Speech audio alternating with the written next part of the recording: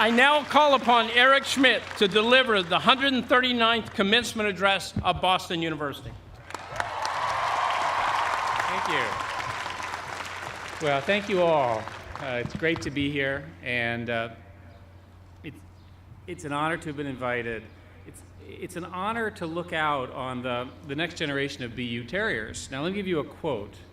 I am a true adorer of life, and if I can't reach as high as the face of it, I plant my kiss somewhere lower down. Those who understand will require no further explanation. Well, graduates, now let me explain. You used to have a professor here, a decent writer by the name of Saul Bellow, and this comes from his novel Henderson and the Rain King. And I stand before you today as someone who considers himself an adorer of life. I know what it's like to plant a kiss on a life lived fully, and I can tell you from experience that once you understand that Professor Bellow is right and no further explanation is necessary, live it to the full. It's one quote from countless beautiful lines that he wrote over his career, but I feel it best sums up an approach that contains the power to transform an ordinary life into one filled with grace and love and dignity. It also best, in my view, sums up what is a fantastic university like BU tries to inculcate in every one of you who sets foot on this beautiful campus. I mean, just look at this. And scientists, engineers, writers, business pioneers, governors, Olympic gold medalists, Oscar winners, cabinet secretaries, they all walked across the stage and left their mark on their culture, on society, and on the world. And my God, even Martin Luther King is Dr. King because of the PhD that he got here. Pretty amazing. And now, you follow. You, right? Sitting there now, baking in the sun, thinking about the Celtics game tomorrow, probably nursing a hangover. There's one down here I've been watching, saying to yourself, she knows who she is. Wow, that's a lot of pressure. What can I do? Where can I plant my kiss? Well, that's your question to answer. I can't do it for you. But what I know is I know one thing for certain. No graduating class gets to choose the world they graduate into, just as you can't choose your siblings and your parents. Welcome to them too, of course. Now, every class has its own unique challenges. Every class enters a history that up to that point is being written for it. This is no different. What is different, though, is the chance that each generation has to make history and to make it larger, or in my business, to program it better. And on that score, your generation's opportunities are greater than any generation's in modern history. You can write the code for all of us. Your connection to each other in ways those who came before you could never have dreamed of. You're using these connections to strengthen the invisible ties that hold humanity together and to deepen our understanding of the world around us. You are emblems of that sense of possibility that will define this new age. In the past, it's always been older generations standing up on high, trying to teach the next generation the ways of the world. You know how it goes. Trying to make sure they follow in their footsteps. Well, graduates, I think it's different today. You are teaching us. Interesting. This generation, your generation, is the first fully connected generation the world has ever known. What's the first thing that you guys do when you wake up? Right? Check your phone, your laptop, read some email, comb through your social networks. I'm awake. Here I am. Right? If you're awake, you're online. You're connected. Some of you are probably texting right now or tweeting the speech, changing your status, smiling. Here we are. Smile, you're on camera. There's this joke, by the way, about the college kid who, getting mugged, who says, hold on, I need to update my status, telling my friends that now I'm getting mugged, and then I'll give you my phone. Now, obviously, well, it actually did happen, but this is a stark depiction of how just essential technology has become to your generation's identity and your ability to connect with the world. Now, identity and connection, concepts as old as humanity itself, make up so much of what we are, who we are. They shape things the way they are today. They define the human condition. Identity and connection, it's your task to take these time-worn concepts, spin them around, right, reinvigorate them, and make them fresh and new and exciting. And you can do this. Now, BU has built a platform that you could do this on. I know it's daunting. It's not the greatest economy to be walking into the stage into. I know all of this. But you have an advantage. You have a competitive edge. You have an innate mastery of technology, an ability to find, build, foster connections that no generation before you has ever possessed. It's a very, very powerful skill that you taught yourself. People bemoan this generation that is growing up, living life in front of screens, always connected to something or someone. These people are wrong. They're absolutely wrong. The fact that we're all connected now is a blessing, not a curse, and we can solve many, many problems in the world as a result. Not only is it an advantage that you all have, it's a responsibility that you carry. Today, there are 54 wars and conflicts going around. This is terrible. 1.5 billion people live on less than $1 a day, and hundreds of millions of children go to bed hungry tonight. That's terrible. Nearly half of the world's people don't live under democratic governments. The rights that we all enjoy are a rarity. They're not the norm. And when it comes to the internet, we think everyone is online, because all of us are online all now, right? But only 1 billion people have smartphones, and only 2 billion people are connected to the web. For most of the world, the internet and cafes and all that kind of stuff that we take for granted are far off digital oases in technology wastelands. They don't have access to it. But in this century, your century, not mine, your century, there is a chance for change on that horizon. The spread of mobile phones, the new forms of connectivity offer the prospect of connecting everybody, right? And when that happens, connectivity will revolutionize every aspect of society, politically, socially, economically. To connect the world is to free the world, I say. And if we get this right, then we can fix all the world's most pressing problems, to beam bright rays of hope to millions who can see it as only a flicker. You have that power right in your pockets or your pocketbooks right now. And here's the deal. Yes, I know, we all have this knowledge literally at our fingertips, but now, just because we know more than we used to doesn't mean our problems go away. The future doesn't just happen. It's not etched or written or coded somewhere. There's no algorithm or formula that says something will do X, so Y will be sure to occur. Technology doesn't work on its own. It's a tool. You are the ones who will harness that power. And that requires innovation and entrepreneurship. Innovation is disruptive. One thing I'll tell you, you know you're innovating when people are worried about you. Graduates, please make people worry, not your parents, but everybody else.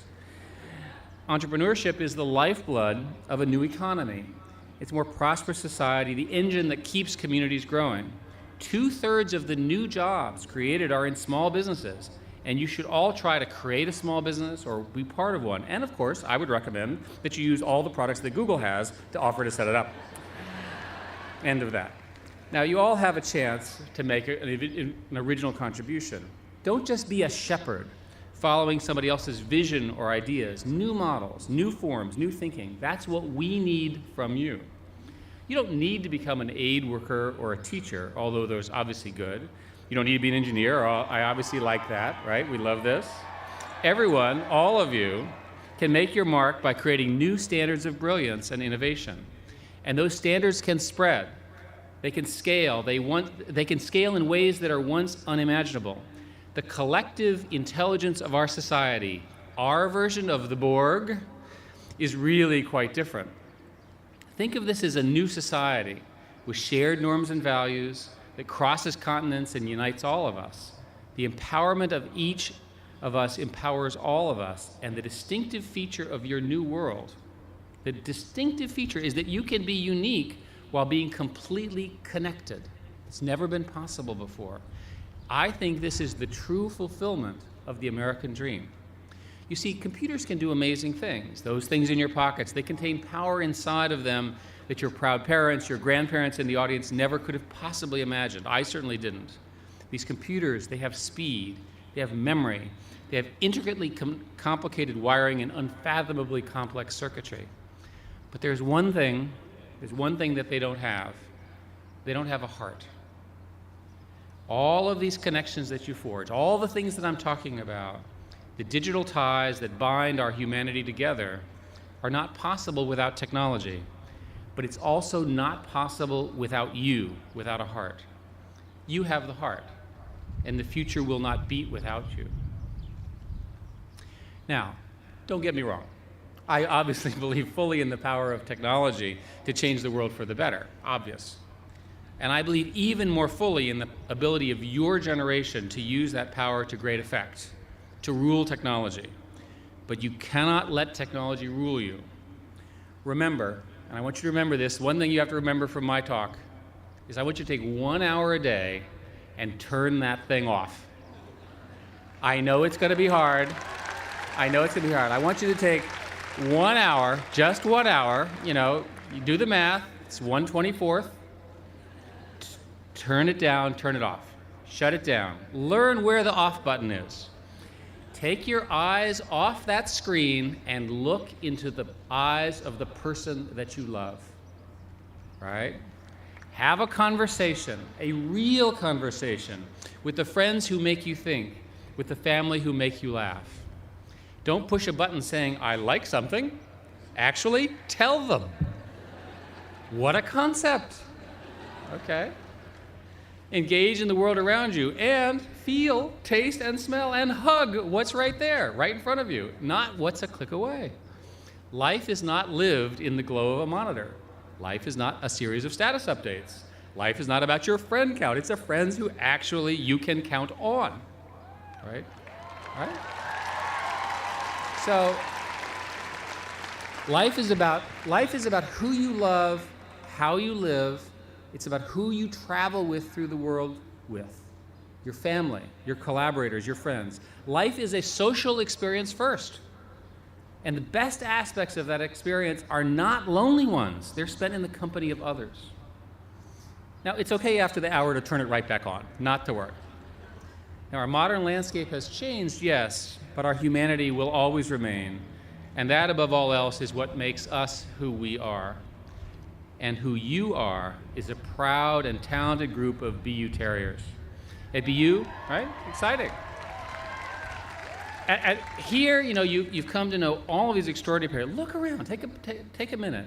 A few years ago, you started off on the road here with these people, knowing them as boys and girls, running around campus, dazed and overwhelmed. Now you're extraordinary men and women in total control of your destinies, ready to make your mark not on history, but on the future. And the friendships that you forged when the times were good and the ones where they were bad, and when you realized you'd overslept your lecture and needed someone else's notes to catch up and all the other stuff that goes on in college, those are the friendships that will matter for your whole life. The people you've met here will be some of the strongest friends and closest allies you'll ever meet in your lives. It's been that way certainly for me. When you leave here, don't leave them behind. Don't leave BU behind, don't leave them behind. Stay close and stay strong. Take them with you wherever you go, and together, connected, go and change the world with all the things we've talked about. At times, it may have seemed like the road ahead was an impossible slog, but today I have the distinct honor of telling you, you have made it. You only have another half hour to go. It's incredible. Now, hang on. Now that you're here, I ask of you, I want you to do another thing. I ask each of you, I want you to find a way to say yes to things. Say yes to invitations to a new country.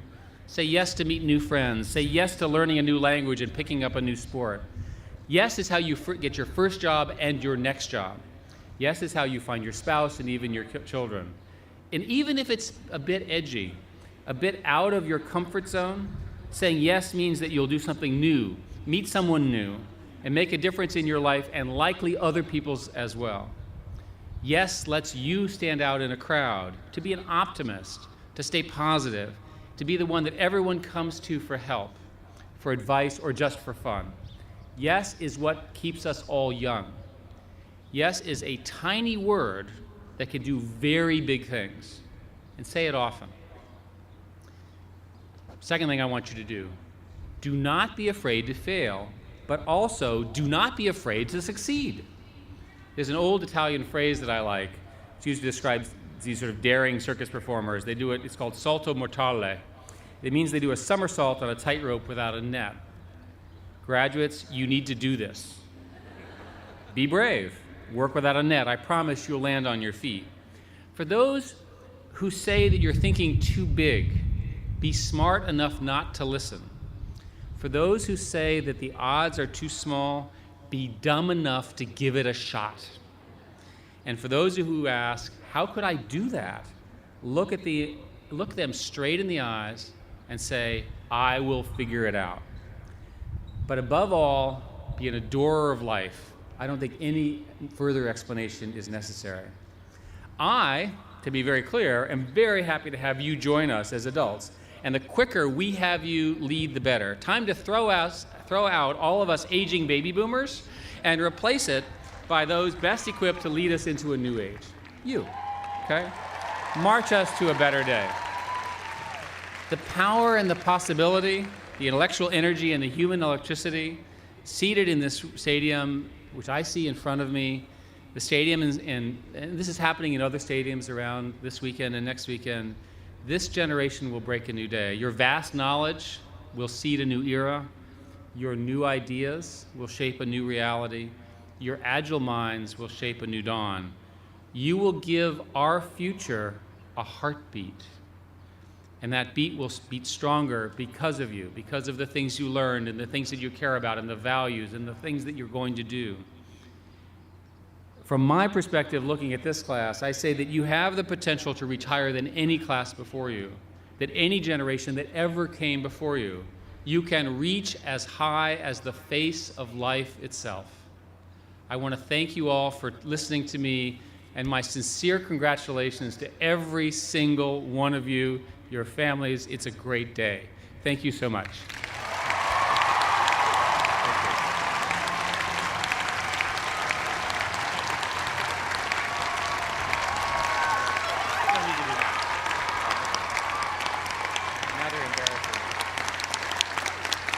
Thank you very much. You're embarrassing me.